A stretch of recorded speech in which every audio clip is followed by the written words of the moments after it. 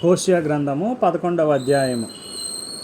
ఇశ్రాయేలు బాలుడై ఉండగా నేను అతని ఎడల ప్రేమ కలిగి నా కుమారుని ఐగుప్తు దేశంలో నుండి పిలిచితిని. ప్రవక్తలు వారిని పిలిచినను బయలుదేవతలకు వారు బలులను అర్పించిరి, విగ్రహములకు ధూపము వేసిరి.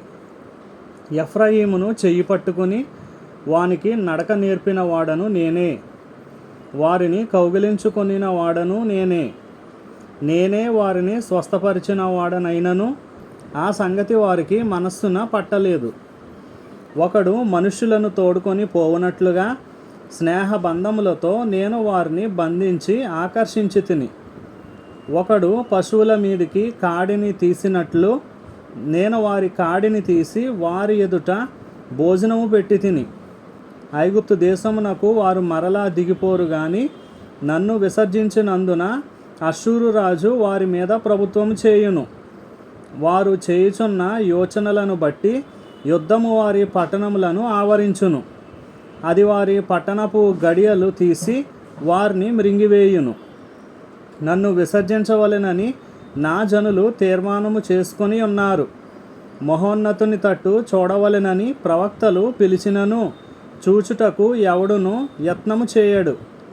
ఎఫ్రాయిము, నేనెట్లు నిన్ను విడిచిపెట్టుదును? ఇశ్రాయేలు, నేను నిన్ను ఎట్లు విసర్జింతును? అద్మాను వలె నిన్ను నేను ఎట్లు చేతును? సెబోయీమునకు చేసినట్లు నీకు ఎట్లు చేతును? నా మనస్సు మారినది, సహింపలేకుండా నా అంతరంగము మండుచున్నది. నా ఉగ్రతాగ్నిని బట్టి నాకు కలిగిన యోచనను నేను నెరవేర్చను. నేను మరలా ఎఫ్రాయిమును లయపరచను. నేను మీ మధ్య పరిశుద్ధ దేవుడను గాని మనుష్యుడను కాను. మిమ్మును దహించునంతగా నేను కోపింపను. వారు యెహోవా వెంబడి నడిచెదరు. సింహము గర్జించున్నట్లు ఆయన ఘోషించును. ఆయన ఘోషింపగా పశ్చిమ దిక్కుననున్న జనులు వణుకుచు వత్తురు. వారు వణుకుచు పక్షులు ఎగురునట్లుగా ఐగుప్తు దేశంలో నుండి వత్తురు.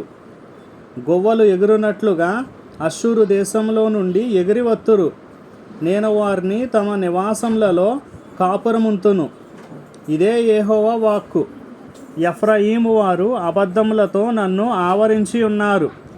ఇశ్రాయేలు వారు మోసక్రియలతో నన్ను ఆవరించి ఉన్నారు.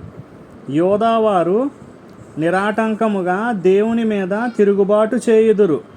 నమ్మకమైన పరిశుద్ధ దేవుని మీద తిరగబడుదురు.